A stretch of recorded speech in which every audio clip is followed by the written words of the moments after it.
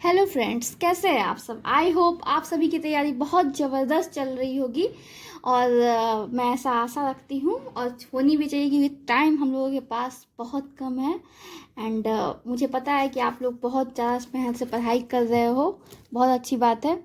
और देखो मैंने कहा जैसा कि मुझे टाइम इशू होता है तो मैं बहुत ज़्यादा पीडीएफ बना के वो वीडियो अपलोड अभी नहीं कर पाऊँगी, इसलिए मैंने सोचा कि कुछ नया तरीका अपनाया जाए। इसलिए मैंने सोचा कि जो भी मेरे पास बुक्स है उसको ही मैं वहीं से एमसीक्यू करवा देती हूँ। इससे मेरा भी टाइम बचेगा और फिर कॉपीराइट का इशू भी नहीं आएगा, ठीक है ना, क्योंकि कॉपीराइट का इशू आ जा रहा है दूसरे बुक से बनाने के पीडीएफ करने पे। तो ठीक है, हम देखिए अभी हम लोग बीपीएससी का जितना क्वेश्चन आया है ज्योग्राफी में, इंडियन ज्योग्राफी यानी भारतीय भूगोल जो भी आया है वह उसका हम लोग एमसीक्यू करेंगे, ठीक है ना दोस्तों। एमसीक्यू यानी कि मल्टीपल चॉइस क्वेश्चन, जो प्रीवियस ईयर क्वेश्चन है उसको हम लोग बहुत अच्छे से करेंगे और आपको ये मैं गारंटी देती हूँ कि आपको याद हो जाएगा यहीं पे। और एक क्वेश्चन से बहुत सारा क्वेश्चन मतलब कि इसमें रेज होगा जो कि आप वहाँ पे दिमाग में एग्जामिनेशन हॉल में कॉन्सेप्ट से आप बहुत सारा क्वेश्चन सॉल्व करने की स्थिति में होंगे आप लोग, ऐसा मैं आशा रखती हूँ, ठीक है। तो हम लोग आगे बढ़ते हैं। देखिए पहला क्वेश्चन है कि राजस्थान में बहुत कम वर्षा होती है क्यों कि मतलब राजस्थान में क्वेश्चन नंबर 1 है, ये 67 बीपीएससी में आया हुआ है कि राजस्थान में बहुत कम वर्षा होती है, ठीक है। राजस्थान में बहुत कम वर्षा होती है क्यों होती है राजस्थान में वर्षा बहुत कम।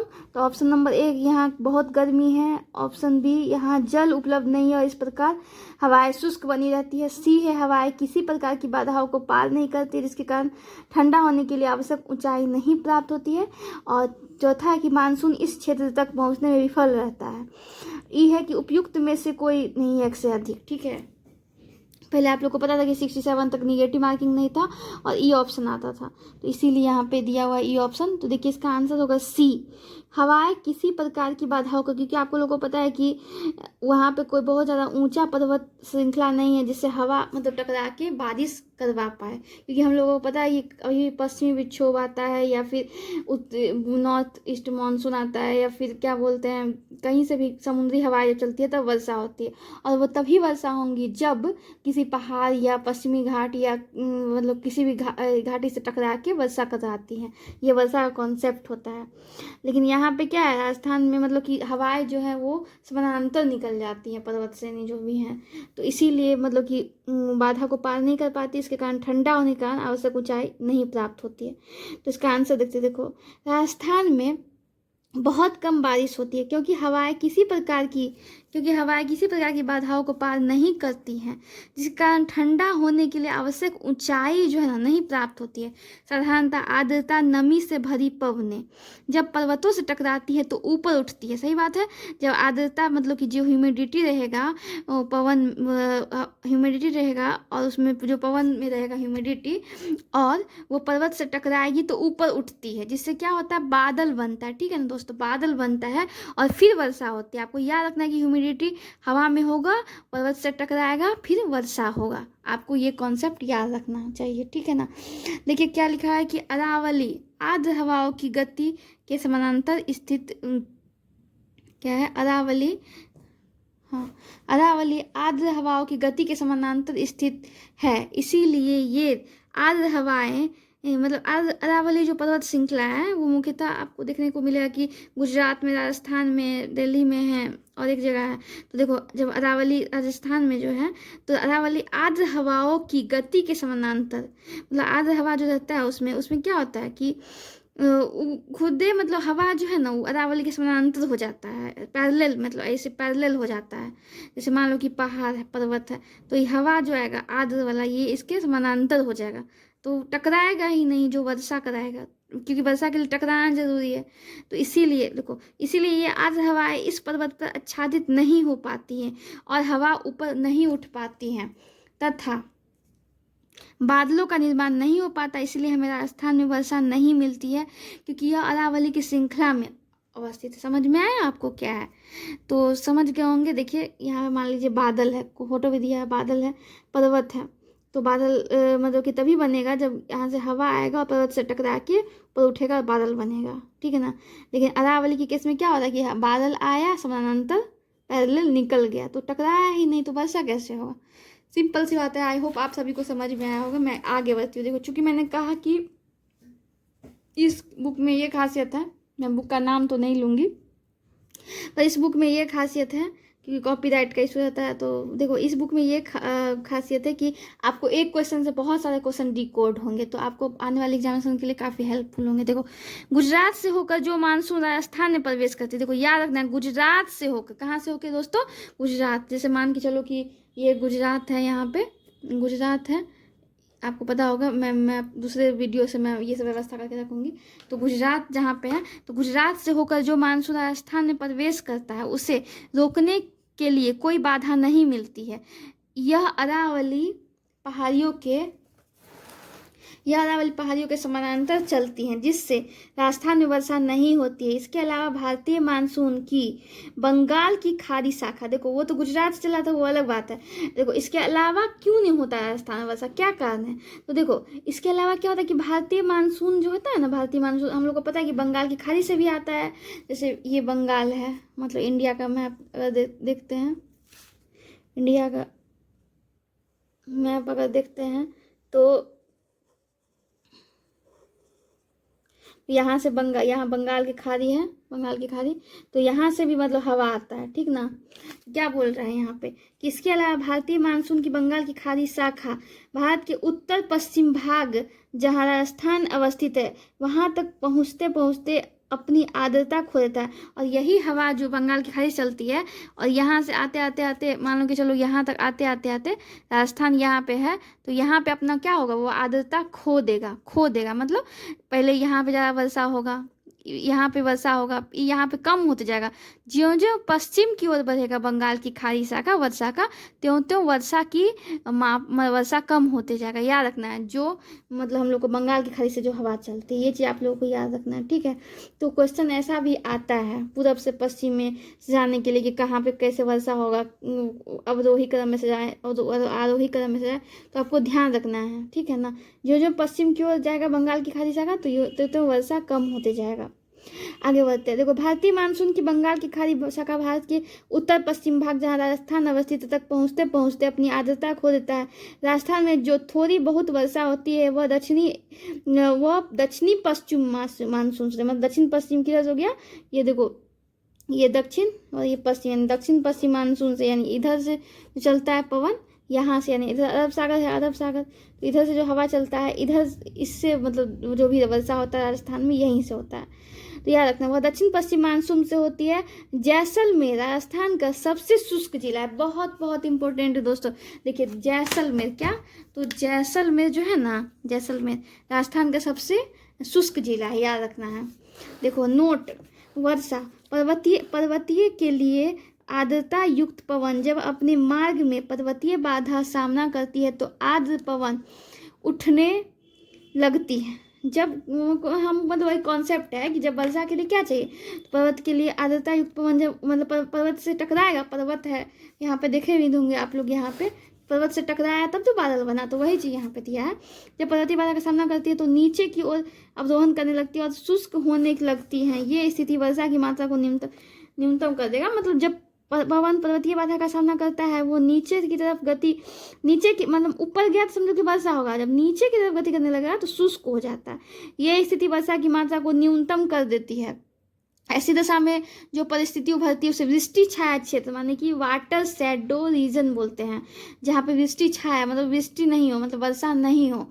जैसे कि हम लोग विदर्भा का क्षेत्र देखेंगे, मान के चलो विदर्भा किधर आता है आपका, मैं भी बता रही हूँ। ये देखो मैप, आप यहाँ देख सकते हो, गुजरात है ना, गुजरात ये हो गया आपका। उसके बाद क्या बोलता है, इधर ऊपर से महाराष्ट्र है, तो विदर्भा का क्षेत्र महाराष्ट्र के आसपास होता है।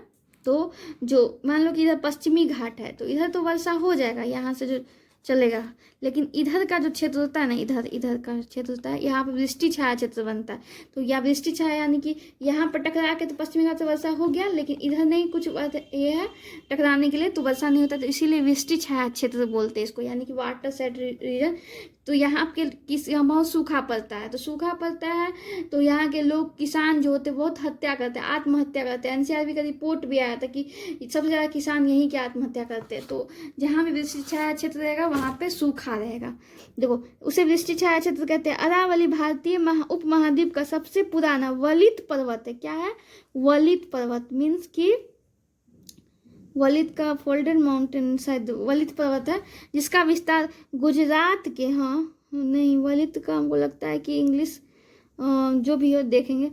देखो वलित पर्वत है जिसका विस्तार गुजरात के पालमपुर से लेके दिल्ली रीच तक है। ये भी शायद क्वेश्चन कहीं पे आया था।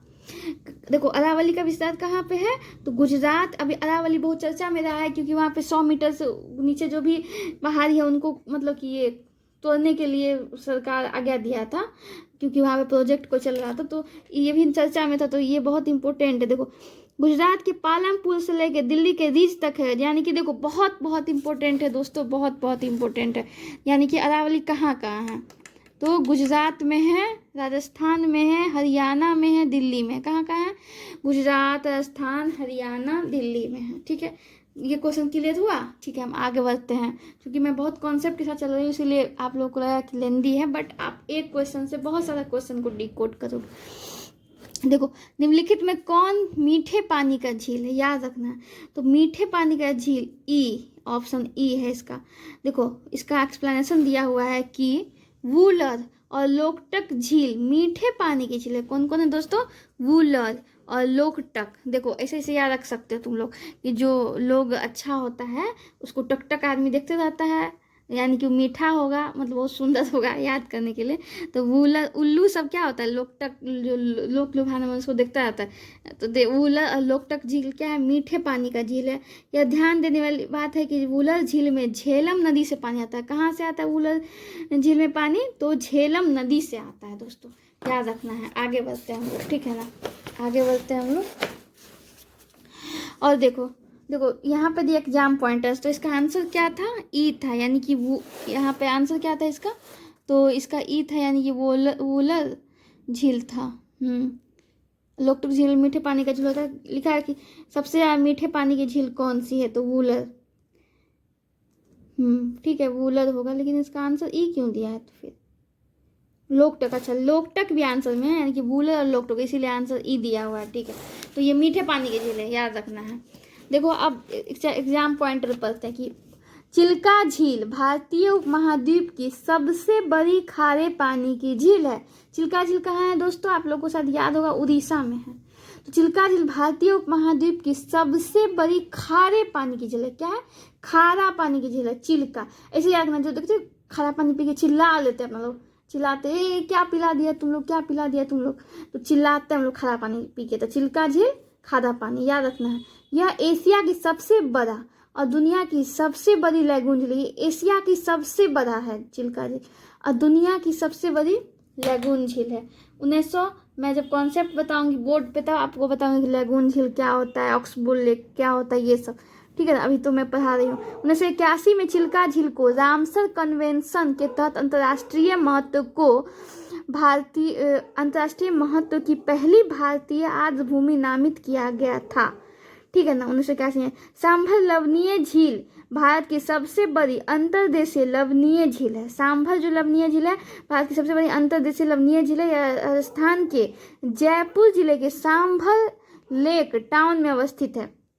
वूलर झील जो है, वूलर झील एशिया की दूसरे सबसे बड़ी मीठे पानी की झील है, जो हरमुख पर्वत की तलहटी पे है। कहाँ पे वूलर झील? तो हरमुख पर्वत की तलहटी पे है। लोकटक झील जो मणिपुर में है, और यहाँ पे नौकायन सब भी होता है, और यह मणिपुर की जीवन रेखा है, याद रखना। लोकटक ये मीठे पानी का भी था और मणिपुर का ये जीवन रेखा भी है। यह रामसर स्थलों की सूची में जो है, रामसर कन्वेंशन हुआ था।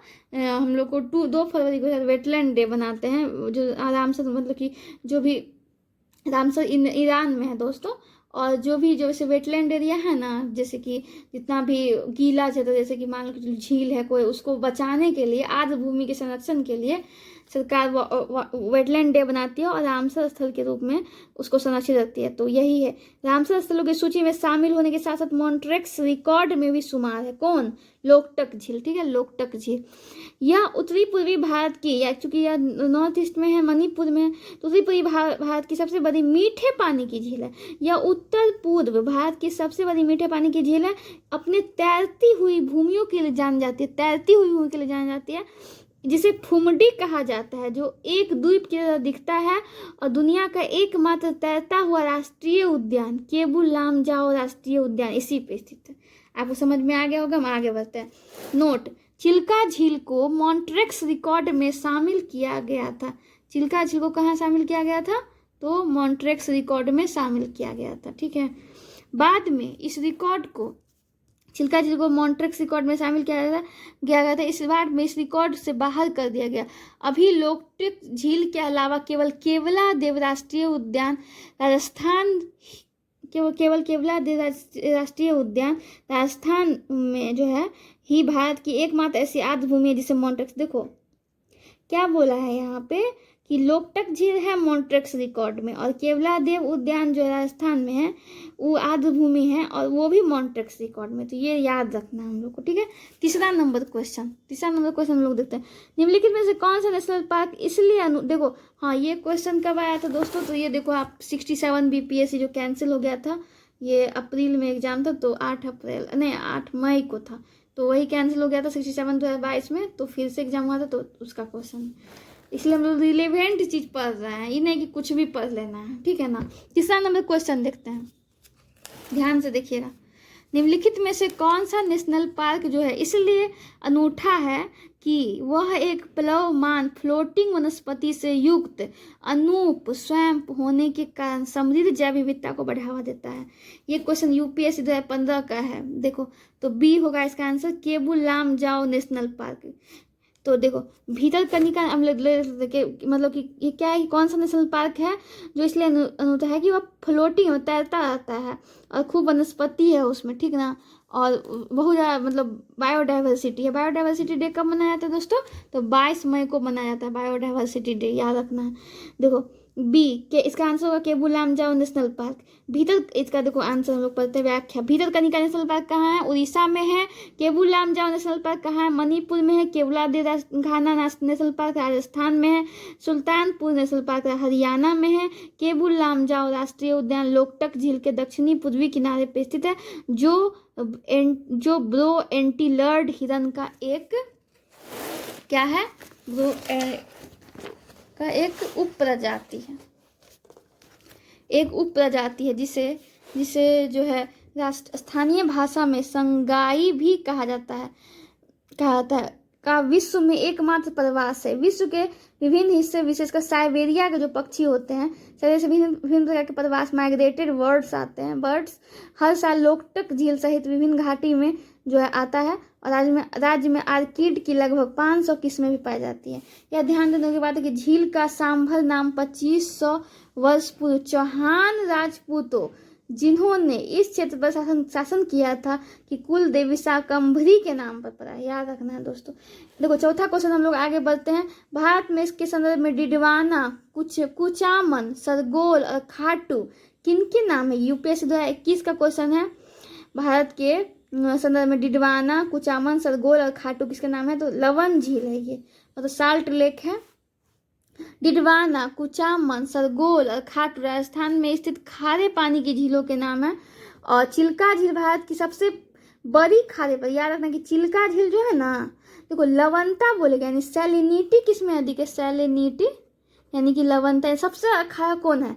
सबसे ज़्यादा खारा कौन है, मतलब एकदम नमकीन? तो सांभर है। सांभर हम लोग खाते ना, इडली सांभर, तो याद रखना कि सांभर बहुत खारा था, यानी सांभर झील सबसे ज़्यादा खारा है, लवण है। लेकिन चिल्का झील बोलेगा भारत की सबसे बड़ी खारे पानी की झील बोलेगा तो चिल्का झील है।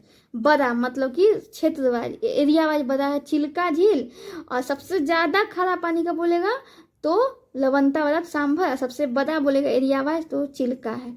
यही सब क्वेश्चन हम लोग 1-2 नंबर से एग्जाम में गलती कर देते हैं और फिर बाद में पछताते हैं, उससे 1-2 नंबर से हम लोग का एग्जाम रुकता है, तो आप लोग को ध्यान देना है। देखिए नेक्स्ट क्वेश्चन 5वां, निम्नलिखित में से कौन सी एक कृत्रिम झील है? तो कुटई कनाल तमिलनाडु, ठीक है ना।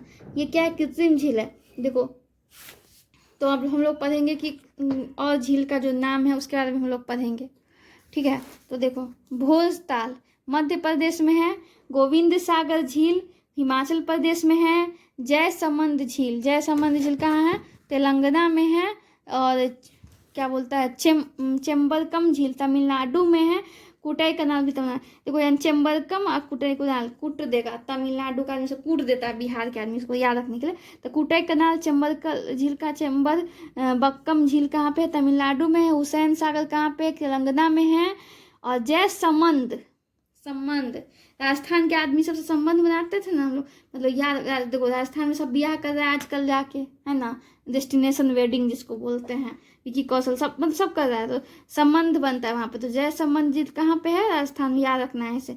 गोविंद सागर कहाँ पे है, हिमाचल प्रदेश में, याद रखना है। गोविंद जी को अब यहाँ पे बहुत गर्मी है तो जाएंगे, गोविंद जी कहाँ जाएंगे, हिमाचल में जाएंगे, तपस्या करेंगे ठंडा जगह पे। तो गोविंद सागर झील हिमाचल प्रदेश, जयसमंद राजस्थान, हुसैन सागर तेलंगाना, चेम्बरकम झील तमिलनाडु, कुटाई कोनाल तमिलनाडु, याद रखना।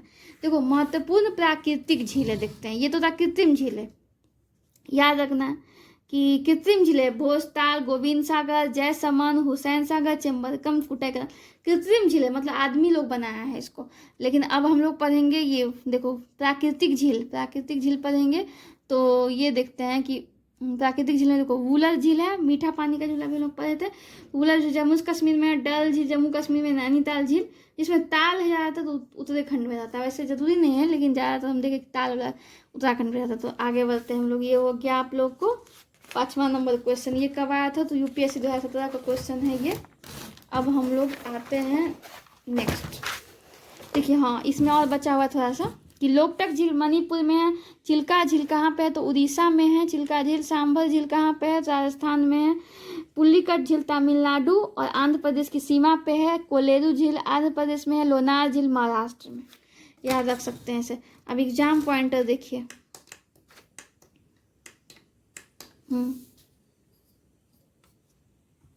अब एग्जाम पॉइंट हम लोग देखेंगे कि वुलर झील भारत की सबसे बड़ी मीठे पानी की झील है और इसका निर्माण विवर्तनिक क्रिया द्वारा हुआ है। वो हम लोग बाद में ज्योग्राफी में पढ़ेंगे क्या होता है विवर्तनिक क्रिया। पुलिकट झील लैगून झील है, देखो वुलर झील मीठे पानी की झील थी और विवर्तनिक क्रिया द्वारा इसका निर्माण हुआ है। पुलिकट झील लैगून झील है। या श्रीहरिकोटा द्वीप द्वारा बंगाल की खाड़ी से अलग होता है। पुलिकट श्रीहरिकोटा द्वारा बंगाल की खाड़ी से अलग होता है। इसी द्वीप पर सतीश धवन अंतरिक्ष केंद्र है। और पुलिकट झील चिल्का के बाद दूसरी सबसे बड़ी खारी पानी की झील है, याद रखना। चिल्का सबसे ज़्यादा खारे पानी की झील था, उसके बाद पुलिकट झील सबसे ज़्यादा खारे पानी की झील है। और यह आंध्र और तमिलनाडु राज्य में फैली हुई है। आंध्र तमिलनाडु राज्य में फैली हुई है। उल्लेखनीय है कि यह एक रामसर साइट है। चिल्का झील भारत की सबसे बड़ी खारे पानी की झील है, चिल्का झील। और यह महानदी डेल्टा के पास स्थित है। महानदी उड़ीसा में है, डेल्टा के पास स्थित है।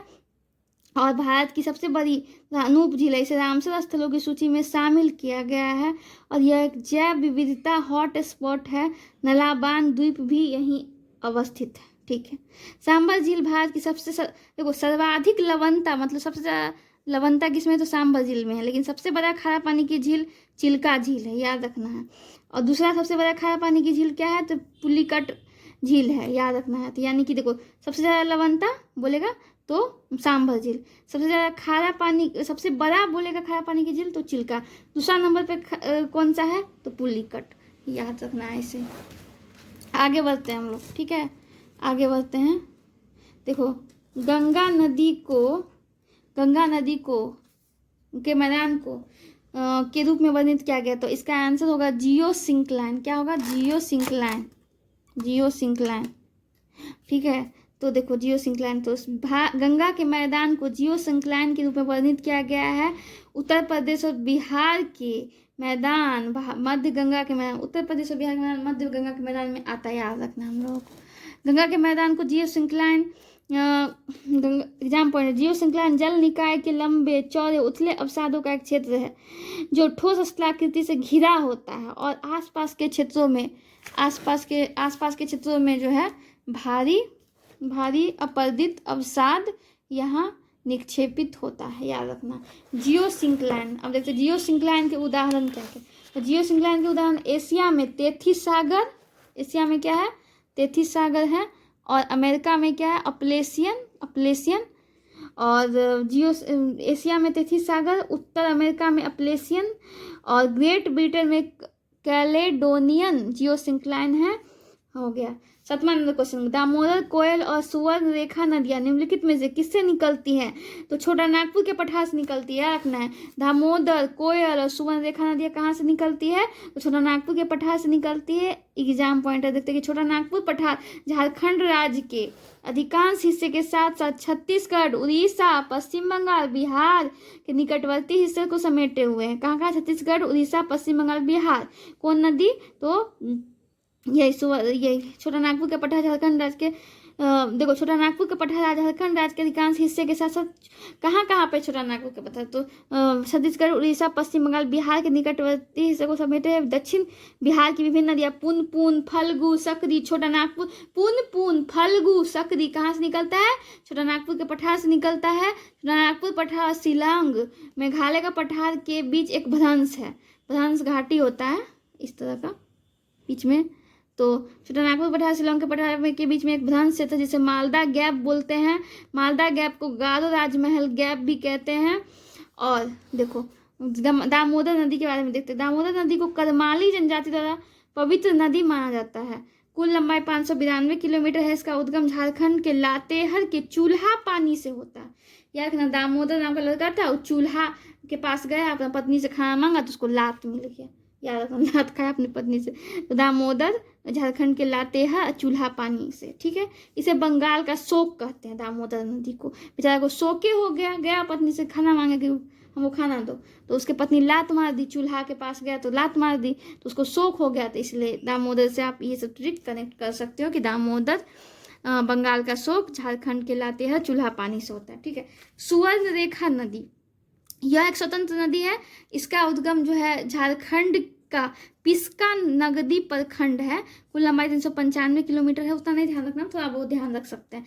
जमशेदपुर शहर स्वर्ण रेखा और खरकई, स्वर्ण रेखा और जमशेदपुर जो शहर है वो स्वर्ण रेखा और खरकई नदियों के संगम पर स्थित है।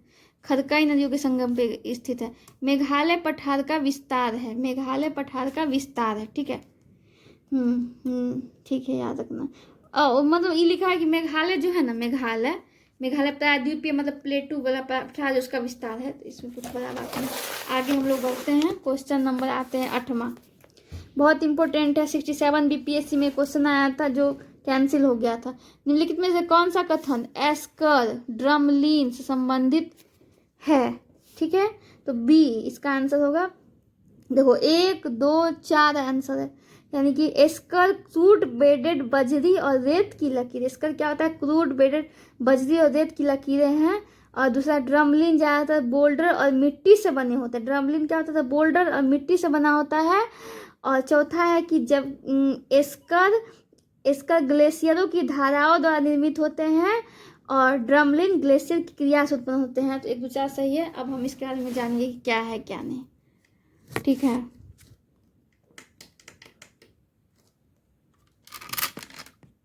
तो देखो क्या है,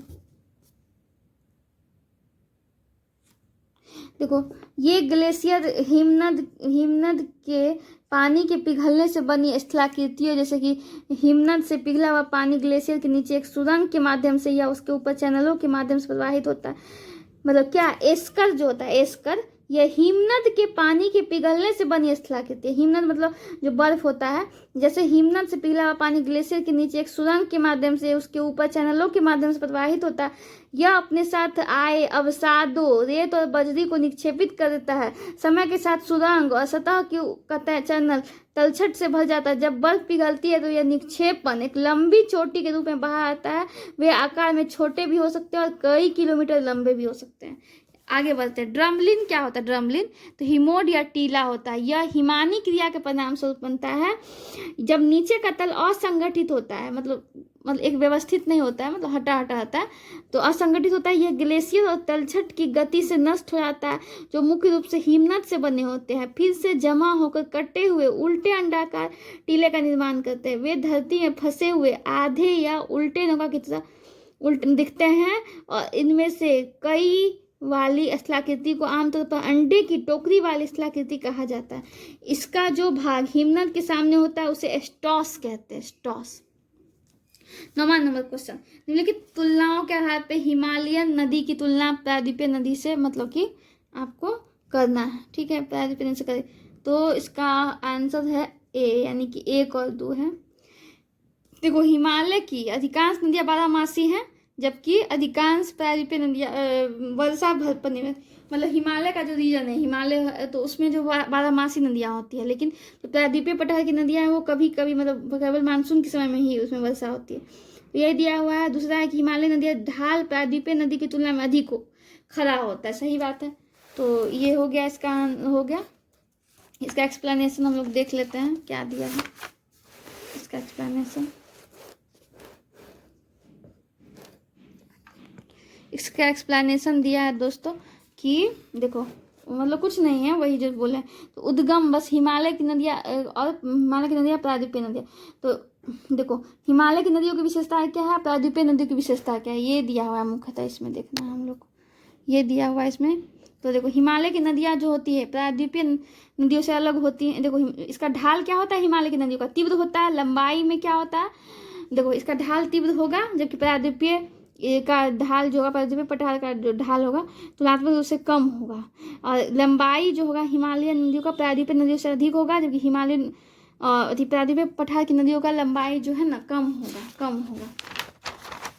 फिर उसके बाद देखते हैं कि देखो, ये नीतल नरम आसानी से क्षरण योग्य होता है, मतलब काट छांट देता है। हिमालय नदी जोर से प्रवाहित होता है ना, तो काट छांट देता है इसका पठार, ये सब तो नरम आसानी से क्षरण योग्य। और लेकिन प्रायद्वीपीय पठार जो स्लो होता है ऐसे भी नदी, तो कठोर आसानी से क्षरण योग्य नहीं होता है काट छाटने पर। जल प्रवाह देखते हैं हिमालय नदियों का, तो हिमालय के हिमनदों के पिघलने से वर्षा से होता है, मतलब हिमनद जब पिघलता है तो उससे हिमनद के पिघलने से और वर्षा से होता है। इसलिए इसमें 12 मास यानी 12 महीना इसमें जो है ना ये रहता है नदियों का जल। लेकिन प्रायद्वीपीय पठार की जो नदियों में है केवल मौसमी नदियाँ होती है, मानसून के समय में होता है।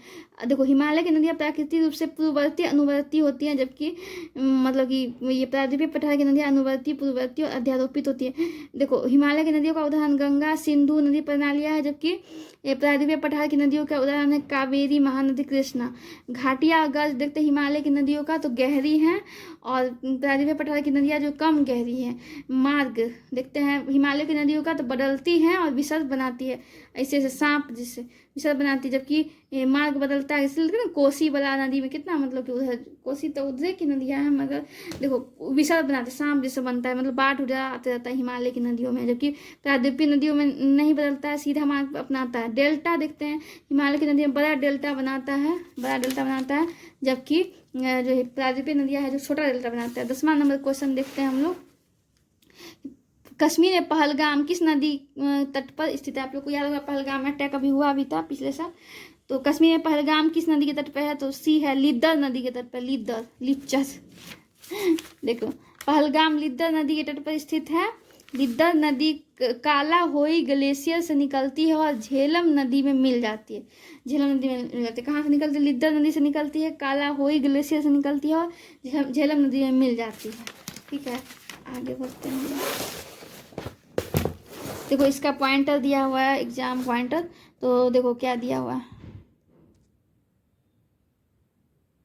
देखो एग्जाम पॉइंटर दिया कि शोक नदी को मौत की नदी बोलते हैं। जैसे शोक नाम है, शोक, तो शोक नदी को मौत की नदी के रूप में जानते हैं। या सिंधु नदी की एक सहायक नदी है। झेलम नदी कश्मीर घाटी के दक्षिण पूर्व भाग में, झेलम नदी जो है दक्षिण पूर्वी भाग में वेरीनाग में एक झरने से निकलती है। चेनाब का उद्गम जस्कर रेंज जो केएल जो है काराकोरम लद्दाख जस्कर जो ट्रांस हिमालय में आता है, तो जस्कर रेंज के लाहौल स्पीति भाग से लाचा दर्रे के पास से निकलता है चेनाब। और लाचा चा है ना, तो चेनाब, चौ से चेनाब, तो से लाचा, तो याद रखना। 19 सितंबर 1960 को भारत और पाकिस्तान के बीच सिंधु जल समझौता हुआ था, और झेलम, चेनाब, रावी, व्यास, सतलज के जल के बंटवारे किए गए थे। नोट में दिया कि श्रीनगर झेलम नदी, श्रीनगर जो हम लोग का है शहर, वो झेलम नदी पे है। श्रीनगर महान हिमालय पीर पंजाल पर्वतमाला के बीच, महान हिमालय पीर पंजाल के बीच में श्रीनगर है। देखो ऐसे याद रख सकते हैं कि श्रीनगर ना महान, पीर मियाँ से होता है तो महान, पीर मियाँ अपना क्या समझता है, महान। तो श्रीनगर महान हिमालय पीर पंजाल पर्वतमाला के बीच स्थित है।